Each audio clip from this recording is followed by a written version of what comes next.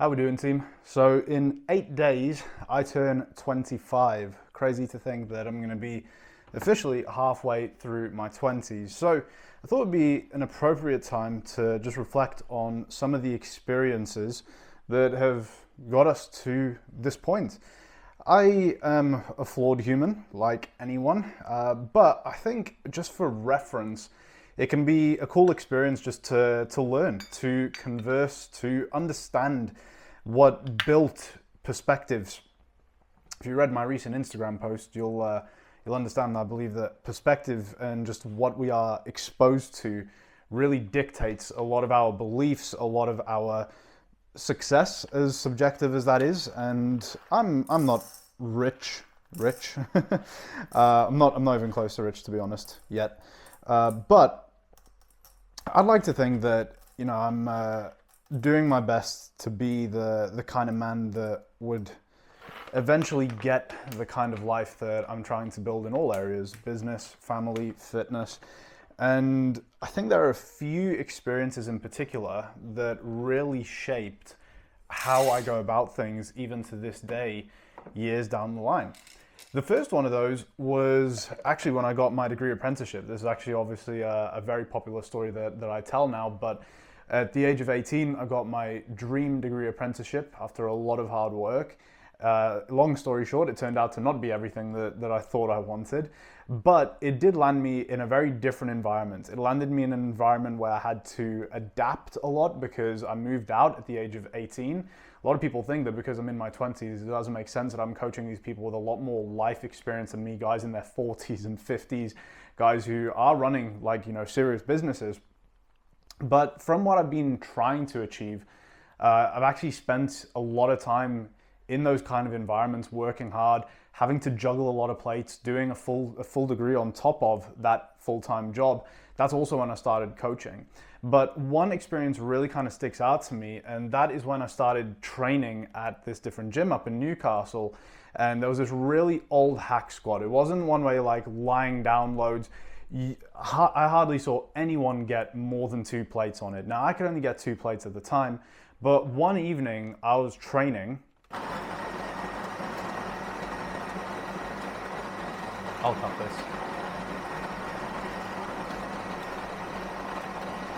Are you a chicken?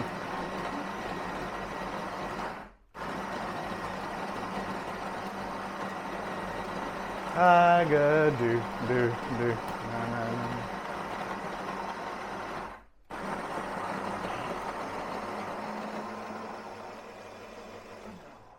Cool.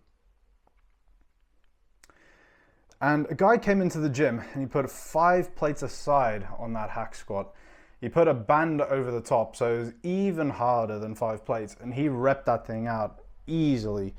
I was so dumbfounded. I literally went up to him and I said, man, that was insane. And what followed was a good friendship. I learned a lot from him. He's a coach, and he kind of taught me a lot of the game, to be fair. But more than that was a few months of progressing at a faster rate with my own progress than ever before, not only because of the things that he taught me and some cool science, some really awesome physiology and mechanics.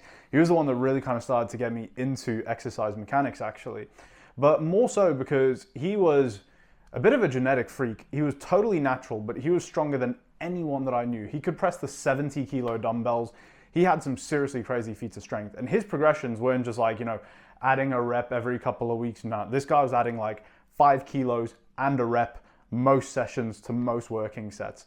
And me training with him, having to try to keep up with this, not doing anything stupid, obviously, but having that kind of level that I've now been exposed to really made me realize that you don't know what you don't know. There is always another level out there. When you think that you're doing well, you'd be surprised when you expose yourself to people operating at a higher level, what you then believe is actually possible when you've seen that in person.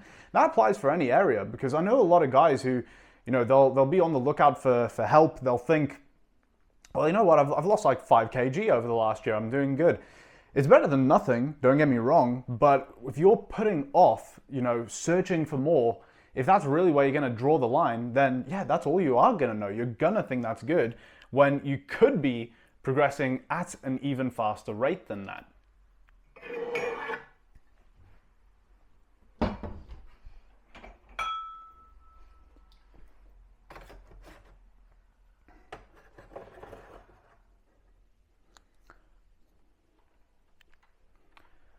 The same applies to like digestion, sleep, energy. All the successful guys on my team that I work with, they will go through life prior to working with me thinking that they've got it all figured out. You know, they're fueling themselves with coffee all day long. I view coffee as a pleasure, not a necessity to give myself energy for the day, because they don't realize that they're actually stuck in that loop. They think they've got the energy, but it's actually because they're drinking coffee after coffee throughout the entire day. That fools them into thinking that, you know, their sleep quality isn't that bad. Oh, if I have a coffee in the afternoon, it doesn't affect my sleep because, you know, I feel like I'm getting through the day, but it's just masking the symptoms. There's this whole, you know, thing on social media. You see people talking about, oh, normalize bloating. You know, you can't have a flat stomach, you know, throughout the entire day. Why not? Why not? If you're constantly bloated, if, you know, obviously food will take up a bit of space in your stomach, but if you are constantly bloated to extremes, that's a sign that your food isn't agreeing with you. Your digestion is not of great quality, and people normalize this rather than seeking another level above. Limiting beliefs is honestly the biggest excuse that I've seen guys make. It's my genetics, it's this, it's that. I couldn't possibly have, you know, big arms. It's in my genetics. I've got a belly and these stick thin arms. It's just structure.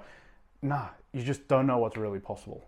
Subtle plug, if you do want someone who's worked with the highest caliber of clientele, if you want someone who can get you results on repeat, then of course, feel free to check the link below. It'll take you to my website and give you a bit more of a breakdown of exactly what I can do to help you. Occasion number 2 was, whoopsie, nearly spilt that, was 2023. Now, I'm not going to say exactly where I was because it will probably kind of paint a picture of who I might be referring to here.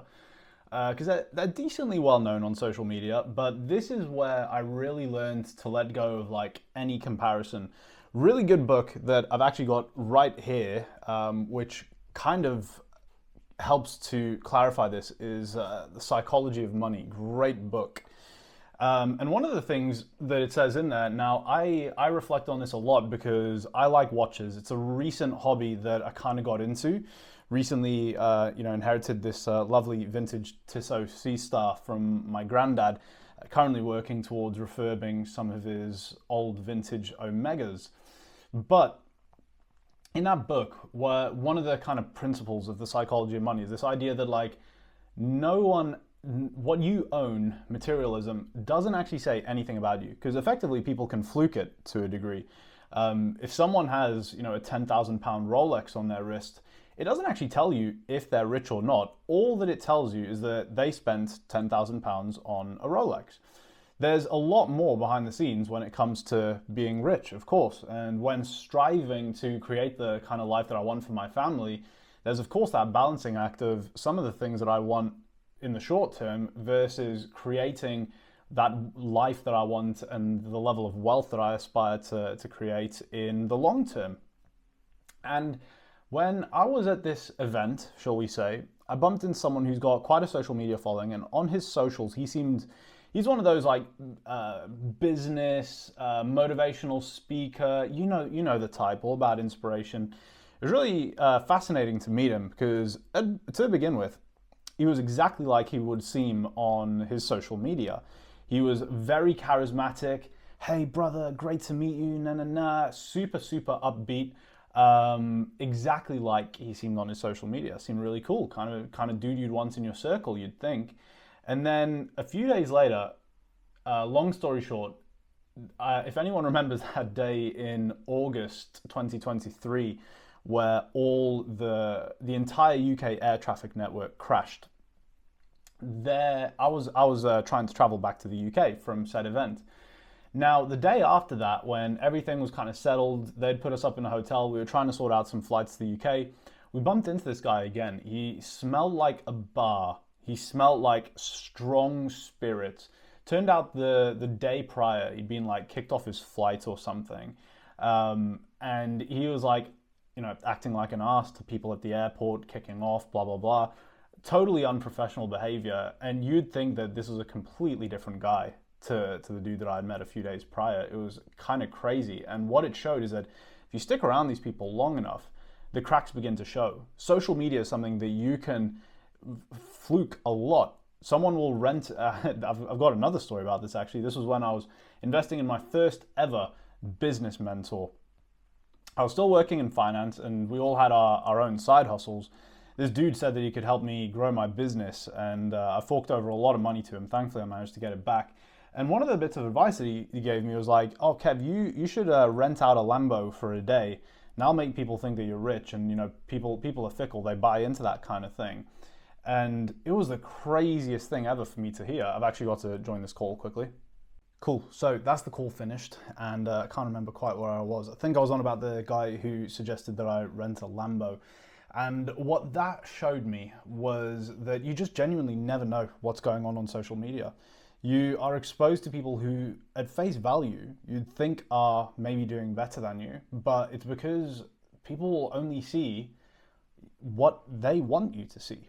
It's very easy to rent a Lambo for a day, to put up a facade. I always find it like absolutely mind-boggling when people like get super attached emotionally to like influencers or celebrities, because these people have like no idea who you are, and they're probably not even remotely like what you think they're going to be like in real life, because their whole thing is to entertain you, to get you to feel a certain way so that you'll buy their products. This applies to all things. This applies to fitness. You never know when someone's got that body. You never know what they went through to achieve that. You never know if their health greatly deteriorated in order to reach that kind of condition. Most people can't maintain like super shred condition. This is why you see so many deaths in the fitness industry, because people will try to stay lean year round. They'll take a copious amount of drugs to build a bit of muscle on top of that without needing to eat much food. And as a result, like, you know, people abuse things to sell a certain image online, but the behind the scenes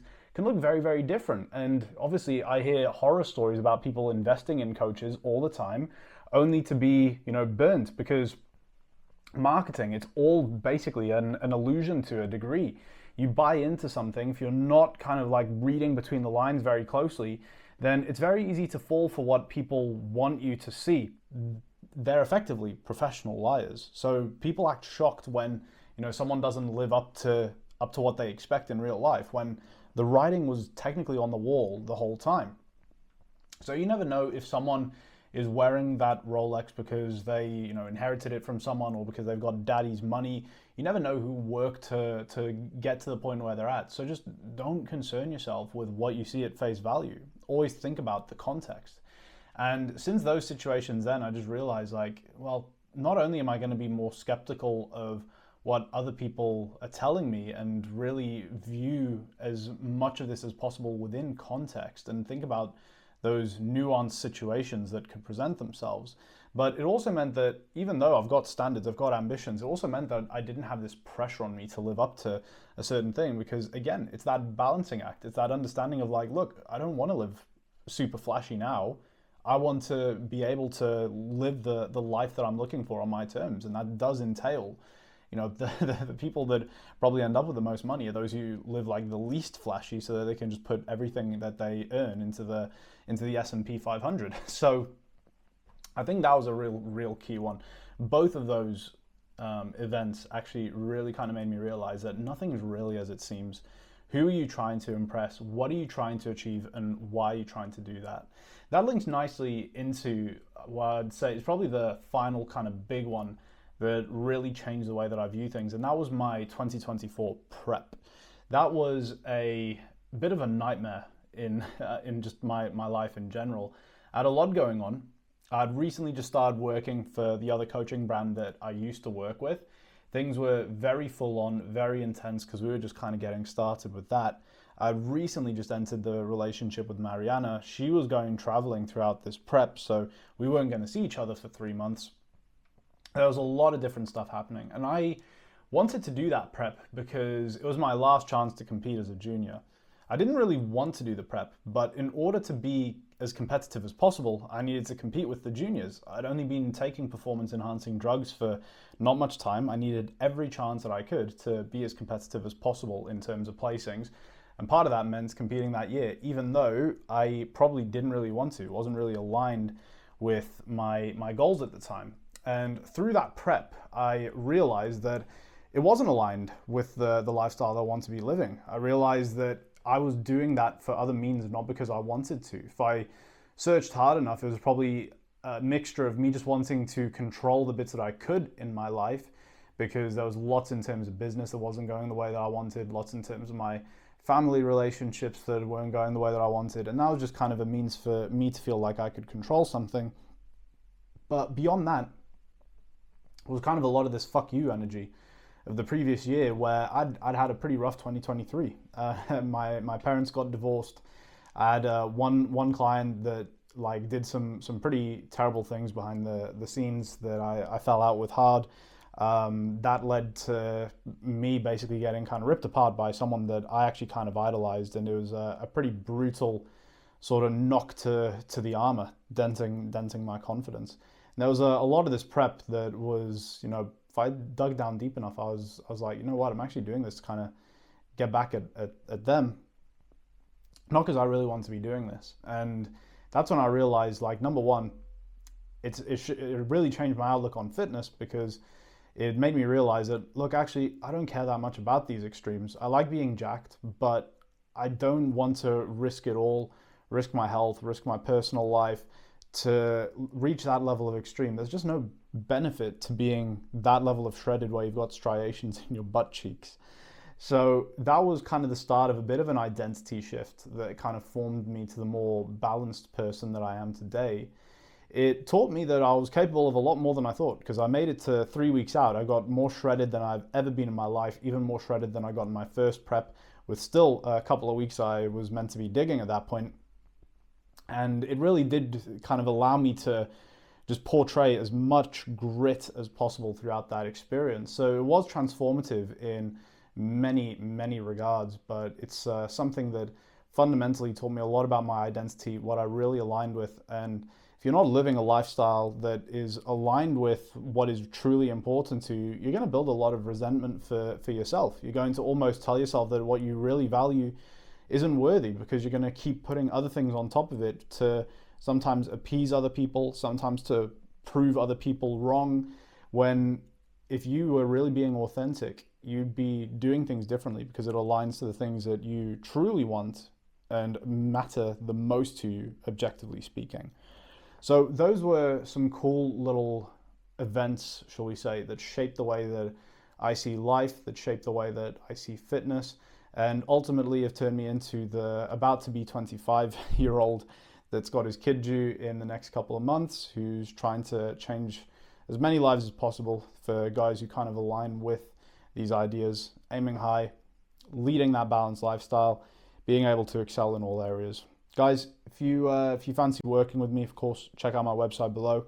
Appreciate you tuning in, and I'll catch you in the next episode. Thanks for watching.